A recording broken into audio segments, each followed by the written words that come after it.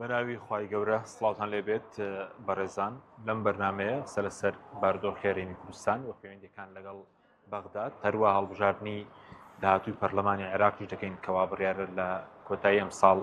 بەرەو بچێت و ئەو گۆڕانکارانش کە چاوەڕوان دەکرێت لە دۆخی عێراق هەم لە هەڵبژاردنەکە و هەم لەو گۆڕانکاریانەی کە لە ناوچەکە ڕووی داوە عێراقیش دەگرێتەوە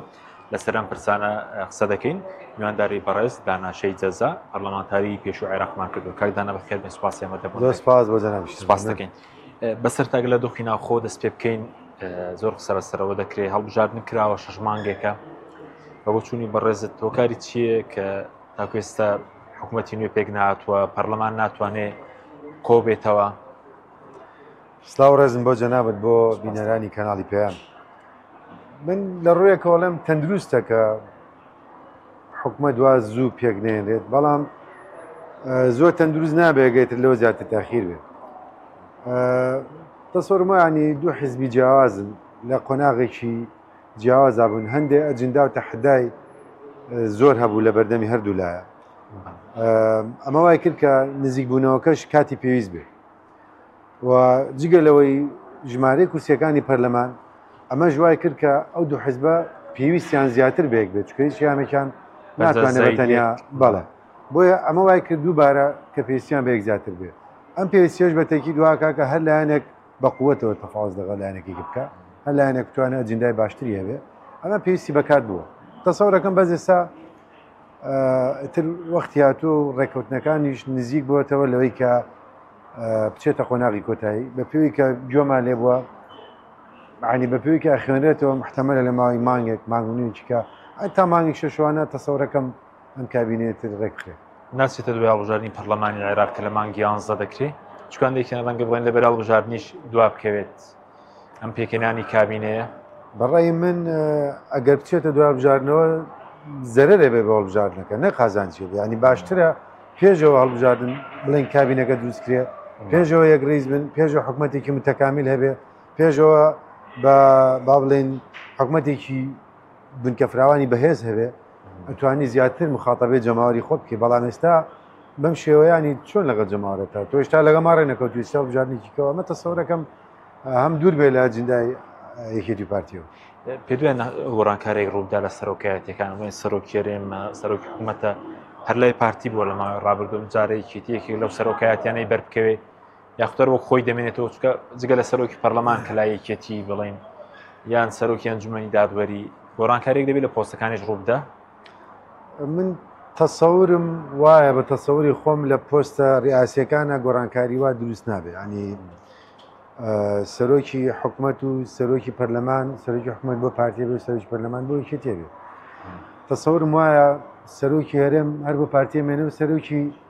عێراق بۆ یەکێتیە مێنێ، ینی بەرامبەری یەکن سەرۆک کۆمار و سەرۆکێرێم خۆی عورفێگە بوو کە جەنابی کاک مەسعود بوو بە سەرۆکی هەرێم، مام جەلال بوو بە سەرۆکی کۆمار. ئەم پاکەجە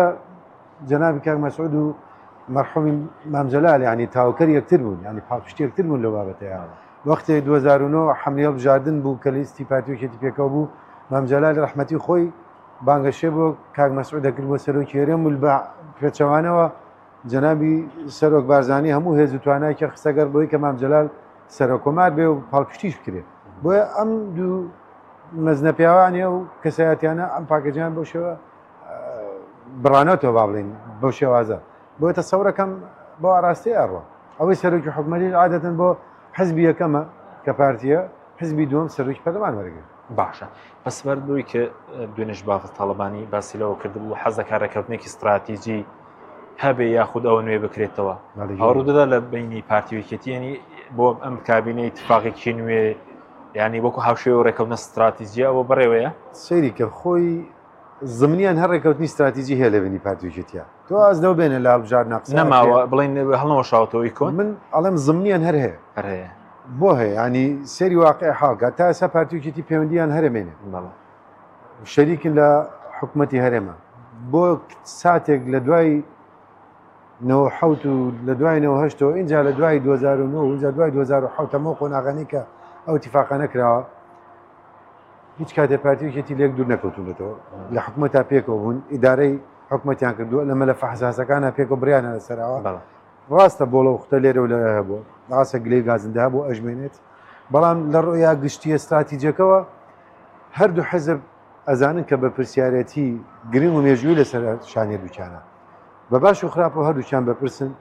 و شەریکیشن کەس ناتوانێت لە بەپرسیاتی هەرێمی کوردستان دەرچێت هیچ کاتێ بەتەنیا پارتی حکومی نەکردو لە هەرێمی کوردستان یەکێتیش حکومی نەکردو هەموو کاتە بەیەکەوە بوون بۆیە ئەم بابەتە ئەگەر توانی بڵێ زمنیە وەکو اتفاقی استراتیجی هەروایە زمنیە بەڵام وەکو ڕووکەش اتفاقیەکی مەلموسی ئیمزاکراو کرێ من تەسەورەکەم لەم کابینەیە ئەگە دروست کرێ ئاسانتریە کات بۆی کە شتێکی وا بکرێ ئەگەر پێویست بێ لە هەندێک بارە مەسەلەن لە عێراقە من پێم وایە لە عێراق ئەگەر اتفاقیەکی وا بکرێ شتێکی کاریگەرە بێت بەڵێ بەس وەکو هەنی بەسم پارتیوێکێتی لەسەر مەلەفی عێراق لەسەر مەلەفی عێراق بەس زۆر جار لە ماوەی ڕابژڕەخنە هەبوو لە کەوتنی استراتیژی ئەوەیە کە بەشکردنی پۆست و داهاتەکانە هیچ ئەجندایەکی حکومڕانی ڕوون ڕوودەدایە خەڵک چاوەڕێ بوو چاکسازی بکە بەس شتێکی ئەو تۆ نەبین دایانەی ڕوبڕۆبوونەوەی گەندەڵی بێ لە باشکردنی ژیانی خەڵک بێت ئەوەی جەنابەت قسەیکی تاوە بێ ئەوانە بۆ خۆی کە بڕاردەرن بیر لەوە بکەنەوە کە خەڵک ئێستا گلی هەیە خەڵک داخوازی هەیە حزبی معارەزە هەیە هەندێک ناشارێتەوە فعلا لێرە و لێوە کەم تەرخەنی ئیداری هەیە لێرە و لێوە نەعەدالەتی هەیە لێرە و لێوە نادادپەروەری هەیە هەندێک شوێنە ساش گەندەڵی هەیە جا کاسایەتێکە حیزبی بێ یان حکومی بێ من تەسەورمە زیاتر حیزبیە نەک حکومیە ئەمانە هەرماوە بۆیە بێ فعلەن ئەجندای تازە گۆڕانکاری دازە بێنێتەکایەوە میش لەگەڵەوەیان کە ئەبێ پیشانی خەڵکی بێ کە فعلەن گۆڕانکاری دروست دەکەین فعلەن گەندەڵی کەمەکەینەوە فعلەن ئیدارەی هەڵە لەکوێ هەبێ چاکێکەکەینەوە ئەمانە گرنگە بۆ خەڵک گەجیناگەر بە عینە نەمەد بڕوا خەڵک ئاینە شتەڵێتەوە لە دابشکنی پۆست و دەسەڵاتە ئەبێوە نەمێنێت بەڵێ سەبارەت بە پەرلەمان ئەویش تاکو ئێستا کۆنە بۆتەوە کاریگەری خراپی نیە حکوومەتەکە بڵێ هەر کار بەڕێکەرە پەرلەمانەکەمان پەرلەمان ناتوانێت کۆبێتەوە کاریگەری هەیە یاخود پەرلەمان جۆرێک لە تووشی پەراوێستخستن بووە لە کوردستان زین چۆنە خۆی پەرلەمان خۆی بە خۆی پەرلەمانیش مەسوولە لەسەرەوەی بە قووەت بێت ڕاستە پەرلەمانتارەکان ئەجندای حیزبەکانیان جێبەجێکردن ئەمە واقع هەموو شوێنێ وایە بەڵام ئەکرێ لە چوارچێوە ئەجندای حیزب هەناسەیەکیشی پەرلەمانی هەبێ کە بتوانن لێەوە با بڵێن دەنگی خەڵک بن پرسیاری خەڵک وەڵام بن ئەمە ئەرکی پەرلەمانتار خۆیەتی مشکلە زانی چییە کاکە لێرە مەسەلەی پەرلەمانی هەندێک جار بووە بە پۆست و پلۆ هەدیە بۆ هەندێک کەس هەندێک جار بووە بە با بڵێن یەکلاکردنەوەی هەندێک مەلەف ئەجینا زۆر جاگلەی هەبووە لە هەندێک ئەندام پەرلەمان کە ئەزممویە بۆ چۆتە پەرلەمان ئەمانش کاریگەریە کوالیتی پەرلەمان ئەبێ هەوڵ بێرێ من ڕێزمێ بۆ هەموو پەرلەمانتار کوالیتەکەی دابەزیوە ئەوەی کە دەبینی ناڵم دابەزیوە بەڵام پێویستی بەوەیە کە باشتر بکرێت پێویستی بەوەیە کە کەسایەتی بە ئەزمون کەسایەتی بە شارەزار لە بوارەکەی خۆیان کەسایەتی خاوەن ڕێیاکی فراوان کەسایەتی ئەکادیمی عنی تۆ مەسەن لە باری خوێنی باڵا و خوێن و پەروەرداکە قسە بکەی ئەبێ کەسی ئەو بوارە بە جدی قسەی لەسەر کات کە تۆ یاسای بۆ دەرەکەی یاسای بۆ تەشریعەکەی ناوێت کەسێ لەو بوارە شارەزانە بێ بۆ منێڵێم یاساوە دەرکا و مناقەشەی بکە دوایی یاساکان چەند جارەیەک تووسی وا بکا بێ هەموار بکرێتەوە لە باری پەیوەندەکانە لە باری نەوت و وزە لە باری ئابوووریە ئەمانە هەمووی باری گرنگن بۆیە پێویستە پەرلەمانیش خەڵکانی مؤهل بەتوانە دانێن ئەو کەسانەکە بچنەوە من دڵنیام لە کوالیتی پەرلەمان لە پرسیونەکانیشان بە جۆرێکە بێت دوورەکەوێتەوە لە مەسائلی پۆپولیزمی ئەچێتە بوارێکەوە کە بتوانێت لەگەڵ حکومەتە فعلەن هەم تەجاوب بکەن لە شوێنانە هەم محاسەبەشکە لە شوێنیکەیە ڕۆژێک دێ ڕێگە بدرێت پەرلەمانی کوردستان بە تەواو یارکەکانی خۆی جێبەجێ بکە بنەوە لە لێ پرسیینەوە بێ پسەندکردنی یاساکان بێ جێبەجێکردنی یاساکانی بێ لە کوردستان هەر حزبێک هەنگاوی باش بنێ بۆ ئەوە دەست پێشخەری بکە کاندیدەکانی وەندام پارلەمانەکانی خەڵکی بەتوانادانێ تەسەورەکەم گۆڕانکاری لە خودی ناوێتەوە حزب دروستەکە بۆ نمونەوەی کە تایبەت بە بودجە لە 2013 بودجەنی لە هەرێمی کوردستان کاریگەری خراپ دروست ناکە ینی پەرلەمانیش لە ڕۆڵی لاواز نەبوو توانێت پەسەندی بکات نەبوونی بودجە کێشە نییە پەرلەمان ئەوە ژێر پەرلەمان خۆی بەپرسێری من جاری خێڵم ڕاستە پەرلەمان نوێنەری ئەجندای حزبەکەی بەڵام دووبارە بڕواناکە مەگەر بە شێوەیەکی ئەکادیمی بودجەوەمانە حازر کرێ ڕاستان جە قۆناغ قورس بۆ بودجێتیا بکرێت لە 2014 شەڕی داعش لە نەبوونی بودجە ئەوانە قورسانی تۆ بجەدانی کە تۆ چونکە بجە پارێکی تەخمینیە بۆ قۆناغدانی بە شێوەیەکی تەخمینی دانی بەڵام کە تۆ نەزانی چەندە لە بەردەستایە ناتوانانی تەخمینی کە چۆن بەکارێنی بجە سمپڵەوەی ئیشەکەی بەڵام ئەکرێ لەو کاتانەی کە بجە هەبوو ئەمە بکرایە بۆیە بەڵێ ئەوش بابەتێکی گرنگە بجە و بابەتی کەش لە بجە بەدەڵ دەچین سەرمەلەفی عێراق بە سەبارەت بە دوو ئیدارەی کە ئێستا شەر هەیە دوو هێزی دوو پەیوەندی نێو دەوڵەتی دوو دارایی کەی کوردستان بڵێن دەبێتە خاوەنی یەک هێز بێ پێک پەیوەندی دەرەکی یەک دارایی هەرێمی کوردستان هەرێمی کوردستان یەک حکومەتە بەڵام دوو شێوازی ئیدارێ یان دوو دەسەڵاتی ئیداریە وای لە هاتووە لە ئەرزی واقعی ینی خۆمان بڵێن وانە وایە بۆیە لە بانگەشێڵ بژاردنە جەنابی سەرۆک بارزانی چەند جار باسی کردەوە هەموو لایەنەکانی کەش ئەمان لا پەسەند بۆ لا باش بووە کە ئەم جارە بێ یەک ئیدارە یەک حکومەت یەک پێشمەرگە یەک پەرلەمان هەموو یەک بێت بۆ لەبەرەوەی کە پێشتر دیارەیەک نەبووە یا یەکونی بووە یاگە دوو نەبوو بێ ناڵم لای چەندیوە بەڵام لە هەندێک شت یەک بووە بەڵام لە زۆر شتا یەک نەبووە بۆیە بە تەواوی نەبوو بە یەک زۆر نییەوە ڕوودەدا لەم کابینێش بێگەر پێک بێنرێت ئەزانی چۆنە لەوانەیە بۆ هەندێک مەلەف قرس بێ یعنی محتەمەلە لە هێزی پێشمەرگا بتوانینەوە بکەین کە شتێکی گرنگە لە بابەتی داراییە بتوانێ بکرێ ئەوش گرنگە لە بابەتی خوێندن و پەروەردە و ئەمانە زۆر ڕێک بۆ بەڵام باشتر بکرێ ینی بڕیاری وەزیر ئەبێ بڕیارێکی سیادی بێ و کاریگەر بێ لە هەموو شوێنێک وەزیریش کە بڕیارە لەسەر بنای ئەکادیمی و لەسەر بنەمایەکی تەندروست بۆ خزمەتی هەموو خەڵک قسە بکانەک بۆ خزمەتی فلان دەبەر و فلان شوێن ئەمە کە بەو شێوازە بێ خەڵکیش قبوڵیەکە و تێگالێ محتەمەلە لە بواری ئەمنیە هێشتا قۆناغی مابێ کە پەیوەندی دەرەکی چونکە من تەسەوڕەکەم پەیوەندی دەرەکی ئێستا باشترە یعنی پەیوەندی دەرەکی ڕاستە لایەکیان لە ئێرانەوە زیک بێ لایەکیان لە تورکیا باڵکەوتەی جوگرافی بێ بە پەیوەندی ئابووری بێ ئەمە سەیریکە ئەگەر لەسەر حسابی بەرژەوەندی هەرێمی کوردستان نەکەوێ تا ڕادەیەک مەسموح حیزبێکی سیاسی پەیوەندیکی سیاسی لەگەڵ لایەنیشکا هەبێ کە حیزبێکی سیاسی نێبێ ینی مەرج نییە یەکێتی لەگەڵ مەجموعی حیزب و موسساتە پەیوەندێکی باشە بێ پارتیش مەجبور بێ لەگەڵانە هەیبێ بە هەمان با بڵین مەسافەی دوورکەوتنەوە ئەکرێت پەیوەندەکان چکە پەیوەندی سەیریکە مەسائلی پەیوەندین و دەوڵەتی لەسەر بنەمای بەرژەوەندەکان دروستە بێ لەک لەسەر بنەمای فاکتێک لەسەر عرز یعنی ئەم دەوڵەتە دەوڵەتی ئەلف لەگەڵ دەوڵەتی با منۆک و دەوڵەت کە باسی کەم لەسەر بنەمای بەرژەوەندی هاوبەشەکانیان پەیوەندەکان دروستەکەن لەکوێ بەرژەوەندی هاوبەش بێ یا پەیوەندی دروست دەکەن لەکوێ هاوبەش نەبێ جیاتێکتر ناکەن بۆیە ئەوە مەوزوع نییە بەڵام پەیوەندی وەکو حکومەت ئەبێ یەک ئاراستە بێ ئەمان گرنگە حکوومەت هێرێم یەک پەیوەندیە بێ لەوانە تەسەورەکەم تا ڕادەیەک باشە سەقام بەس لەگەڵ بەغداش تا ئێستا ینی تێڕوان شانی جیاوازە بوو تێڕوانی جیاواز تا ئێستش سیاسەتێکی یەگرتوونیەوەیە لەگەڵ بەغداد زۆر ڕاستە ئەوە هەیە بۆیە من لە بڵێن توێژی پێشترمانە باسم کرد کە ئەگەر ئیتیفاقی استراتیژی هەبێ یەکەم شت لەسەر ئیدارەی مەلەفی بەغا ئیتیفاقەکەی بێ و پارتیوچێتی کە ئەو ڕۆیایەک بکەن بێ ئەو زۆر کاریگەری باش لە بەردەم هەڵبژاردننی پەرلەمانی عێراقیشین هیچێتی خواستێکی هەیە بۆ یەک لیست لەگەڵ پارتی دروستکە پێ دوایە ئەوە ڕووبدات بڵێن پێشوو لە هەڵبژاردننی پێشووتر نەبێ 2005 2010 تا 14 شەربەیەکەوە بوون 2000 بڵێن بۆ پەرلەمانی عێراق ینی بە یەک لیست بەشداری کراوەیە ئێستا پێ دوای ئەوە دووبارە بکرێتەوە چکە لە ماوەی ڕابردوو لێک ترازانێک کە بوو لە فرە لیستی لە پرسی سەرە و کۆمار ئەزانی چۆنە خۆی تەجروبەیەک هەبووە ئەمی چەند خولێک تەجروبە هەبووە بەڵام تەجروبەکان دیوی باشی هەبووە هەم دیوی نیگەرانی لێ هەبووە دیوە باشەکەی ئەوەیە کە با بڵێن وەکو چۆنە لە زۆربەی هەرە زۆری خەڵک لەگەڵ ئەو دوو حیزبا بوو ینی لەگەڵ ئەو تەوژما بوو ینی کە پارتیویەکی تێک لیست بووە کەواتە گەورەترین لیست بوو وانە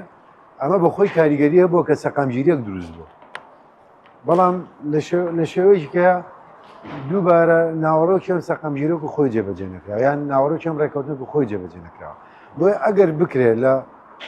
مەسەلەی هەڵبژاردننی بەغای من لەگەڵەوەیان کە پارتیویەکی تێک لیست بوو من ینی جاری ئێگلیستیە بڵێن ئەگەر ئێگلیز بێ من تەسەورەکەم فکرەکە تاسا ڕەت نەکراوەتەوە بەڵام بە شێوازێکی ڕاستە خۆش تەرەح نەکراوە کاک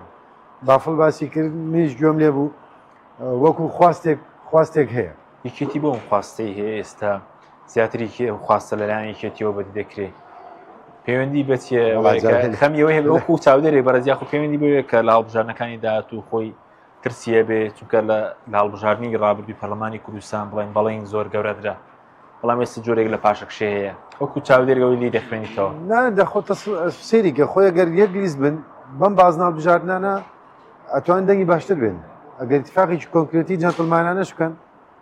ئەتوانن هەندێک دەنگ کە پەراوێز دەخرێت لە بەروی کەمە کە پێکەوە بن ئەو دەنگان کەمانە زۆرە بێ کورسی پەرلەمانی پێزیاکرێ ئەتوانن لەسەر حسابی لایەنەکانی کە کورسی پەرلەمانی زیاتر بۆ ئەو لیستە گەورەی بێت معنی سەرکەوتوترێ بێ ئەمە لەلایەک بۆ هەردوو لا تەواو لەلایەکە ئەو ڕۆیایی کە لای پارتیویکێتی هەیە کە لە بەغا بەهێز بین ئەو بەهێزێ بە یەکریزی بەهێزبوونی پارتیویکێتی و ئینجا لایەنەکانی کەش دروستە بێت بۆ ئەگەر لەو ڕۆیاوە بێ من بە شتێکی باش هێزانم منڵێم ئەگەر اتفاقی استراتیجی لە سەمەلەفەی بەغاکرێ باشە چجا ئەگەر لیستێکی هەڵبژاردننی پەرلەمانی بێ بە هەنگاویەکەم بۆ شتێکی ئێرێنی بێت بەڕێز پێشتر ناوی پەرلەمانی عێراق بووی بۆ ماڵبژارنە چاوەڕێ دەکەی هیچ گۆڕانکارێک ڕوودا لە عێراق لا سەنگی هێز ئەنی پێشتریش بڵێن بۆرونە پارتی لەگەڵ حەلبوسی و سەدر ئەو پەیمانەتێکیان پێکێنان دوجار بڵێن سەری نەگەر یەکێتی چوو بۆ لایەکی تر هیچ گۆڕانکارێک بەڕێوە یاخود لەنا ئاسی عێراقیش چاوەڕێ دەکەی دانشیعەکان پەر بن بۆ هەڵبژاردنە یاخود زیاتر و پەیمانەتی وەکو ڕابردوو بۆ نمونە دوا پەیمانەتی سیا و پەیمانەتی بێ خۆی بنێتەوە سەر چەند فاکتەرێکیان جارێ هەڵبژاردن لە کاتی خۆیان بەپێی هەموو ئامادە سێزاکانەکرێ دێ بکرێت لە مانگی 11 بەپێی هەمووی ئەوە جندانی لە بەردەستی حکوومەتەکرێ بەڵام لیکولی قاعدەتی شەوە هەموو شتێکانی بۆ هەیە کە گۆڕانکاری دروستکە گۆڕانکاری قلیمی بۆ هەیە کاریگەری لەسەر عێراق بێت ئەگەر عێراق بەرەنگاربوونەوەی ئەو بڕیارانەی ئەمریکا ئەوروپا بکە و ئەو هێزە میلیشیانە کە لە دەرەوەی منزومەی عسکەری و ئەمنی عێراقن بمێنەوە جۆرا لە حکومت نەبن چەکی دەرەوەی دەوڵەت مێنێتەوە و کاریگەریەمە وا بکە کە وڵاتان بەهێز لە بنکەکانی بۆنوک و چۆن لە یەمەن لە حوسەکانیان بە تەکید دەکەشوواکی وایە هەڵبژاردن ناکرێت بەڵام ئەگەر گۆڕانکاریەکان نەکرێ و سەقامگیری لە عێراقا دروست بێ هەڵبژار نەکرێت دووبارەمەش ئەجنداکانە گۆڕێت ئایا هەڵبژارنەکە سەدرەکان بەشدارە بنیاننا ئەگەر بەشدار بن ئیتاڵی تەنسیقێ بە بێگلیست چکە ناتوان بەرانگەر بن بکەن ئەبن بێگلیست دوجار غەنیمەکانیان دابەشە سەدر بەشدار دەبیاننا کەس تێناگە ئەو کارتی فشاری خۆی بەکارێ ناوە بە خەڵکەکانی خۆی تۆ کارتی دەنگدان ڕێک بکەنەوە و بەشدار ینی ئامادەسازی بکەن بەڵام بڕیاری ناوە بەشدار ینی جێشەکەی حازرە هەر کاتێ بڵێ بڕۆن ئەڕۆن بەشداریکردنی لە بەرژەوەندی سوودانی یاخود بەشداری نەکردنی سوودانی ئێستا دوێنێ لێرە باسی کرد کە خۆی کاندید دەکاتەوە خواستی بێتەوە سەرۆک وەزیران بەشداریکردنی سەدر لە بەرژەوەندی عێراقایە چونکە لە شەقامی شیعەیە دەنگێکی معارەزەی بەهێز تا ئەسان نییە ئەوەی کە هەیە دەنگی تا ڕادەیەک سێکولار و تەکنۆقراتن هەن ئەمانە معارەزە نی مەسەلەن سوودانی هەڵقوڵاوی ئیتاڵی تەنسیقی و با بڵێن دەوڵەتی قانونە معارەزەیەوان نییە منافسیەوانە معارەزە جیا منافسیانەکە بەڵام معارەزەیان ناکات بەڵام سەدر معارەزەی ئەوانە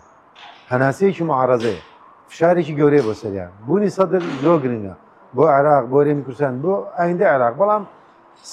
کوتلەیەکی سەدری بەهێز کە لەسەر بنەمای ئیشی پەرلەمانی و خزمەتی خەڵکیشکە نەک لە قۆناغێکی سیاسیە پاشەکشە بکە و عملی سیاسی تووشی جەڵدەپیشینە بوو لەگەڵ پارتی و حەلبوسی سەدر بەڵام هەڵنی بەجێی نێشتن هەر لە خۆیەوەڵم هێوەیە هاوپەیمانەتی لەگەڵ بکەی پیشانەوەکەی عملی سیاسی لە عێراق تووشی جەڵدە کرد ئەوە خراپ تووشی بێهیوایی بۆ جۆرێکیانی ئەم پیشانەوە ئەم بایکۆتەوە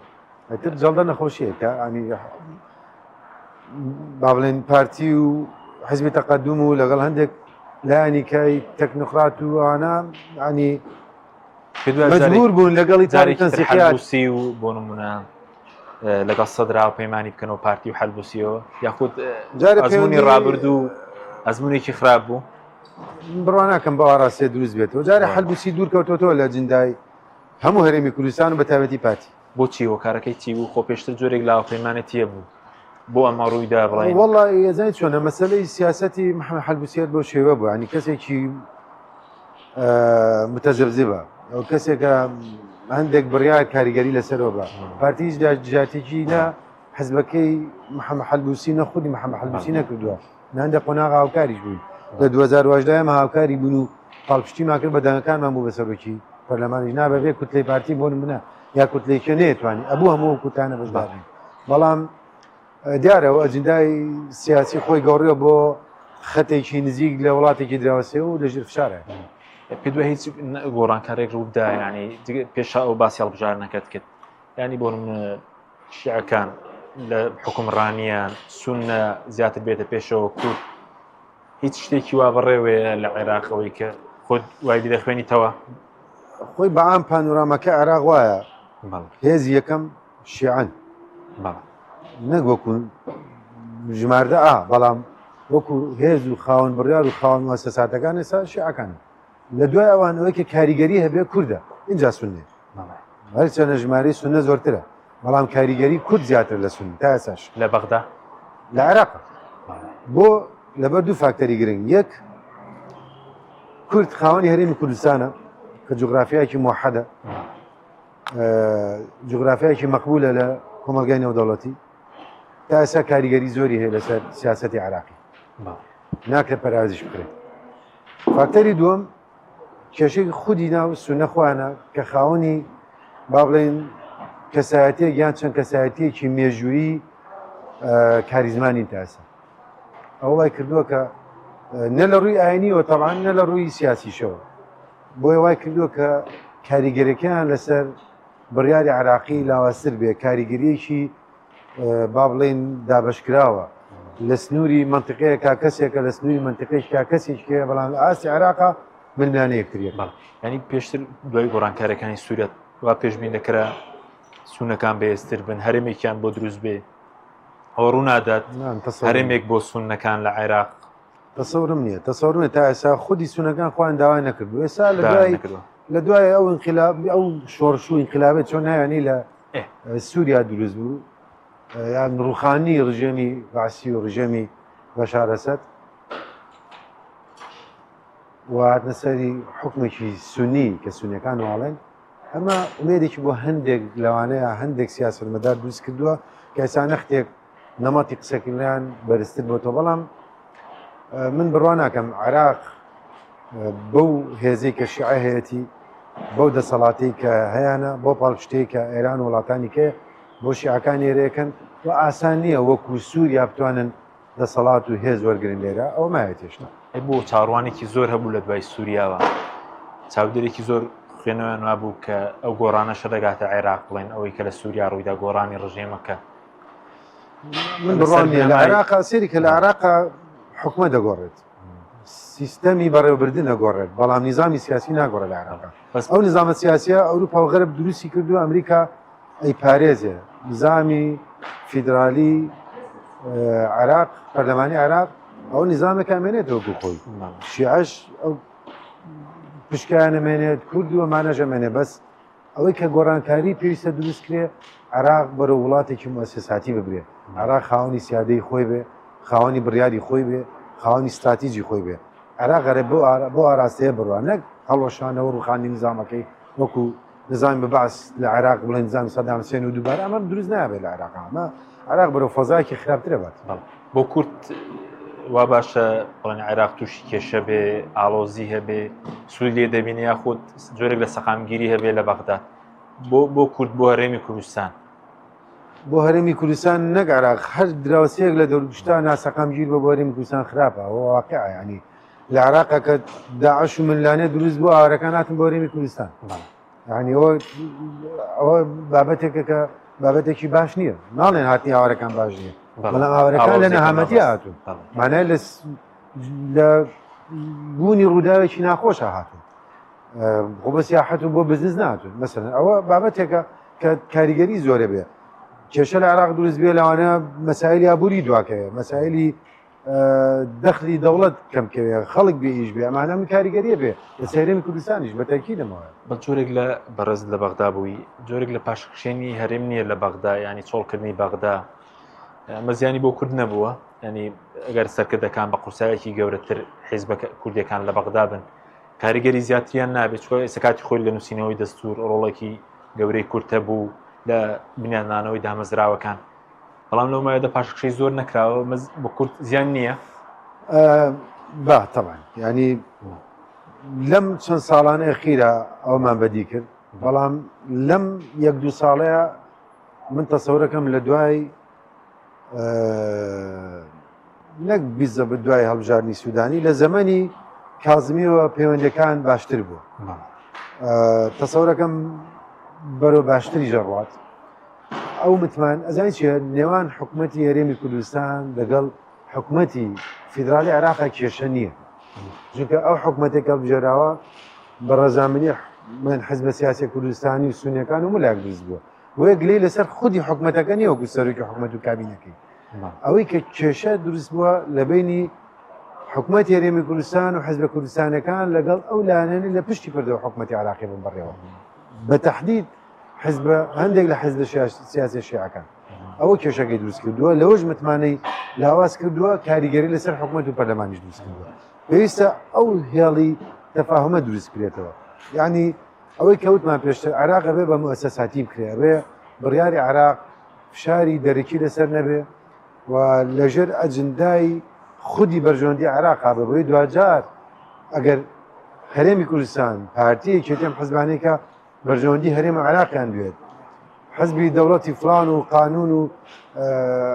حزبەکەی حەکیموانش بەرژەوەندی عێراقیان بێت، کەواتە هەندێک خاڵی هاوبەشی باشیانە بێ توان بنەما لەسەر کرد، بەڵام ئێستا سەکەی ئەو متمانێنی ئەو پەیوەندیە بۆ شێوێنێ بۆسا. چەند خولەکێکمان ماوە بە سوار بە سوودانی چانسی بێتەوە بە سەرۆک وەزیران یاخود کابینەکەی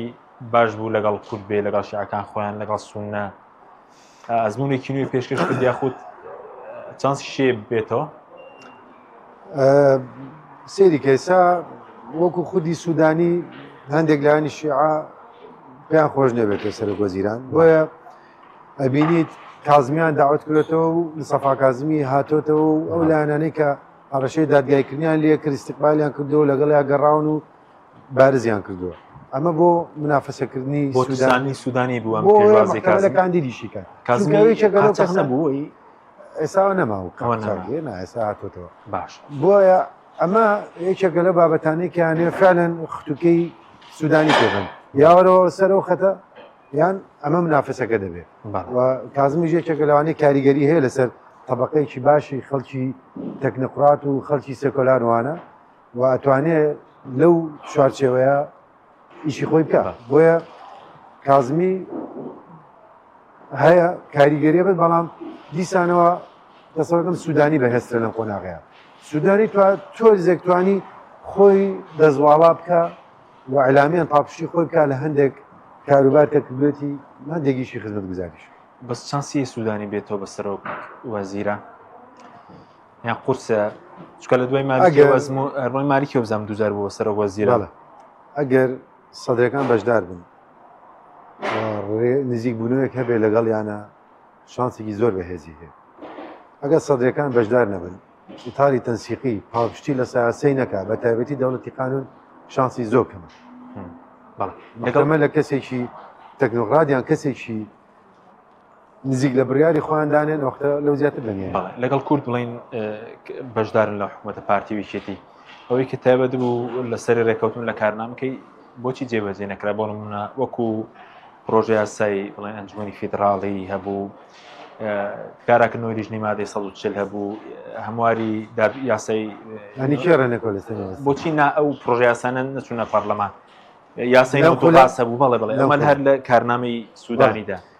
ئەوە هەندێک بابەتەکە ئێخەی سوودانی پێ ناگیرێتەوە، ئێخەی پەرلەمانی پێگیرێت، ئەوشی پەرلەمانیە، بەڵام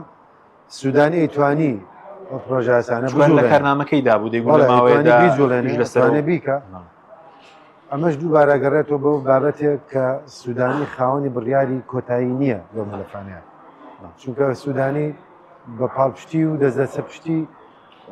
ئیتاری تەنسیقی بوو بە سەرۆک وەزیران و هەموو جارێکیش بینومانە هەر کەسێک بۆ بە سەرۆک وەزیرانی عێراق ئەگەر حزبی بێ یان حزبی نەبێ کورسی پەرلەمانیە بەیانەی بێ عادل عەبدولمەهدی هەر ئەسڵەن کورسی پەرلەمانی نەبوو بۆ سەرۆکوەزیران کازمی نەیبوو سودانی دوانی هەیە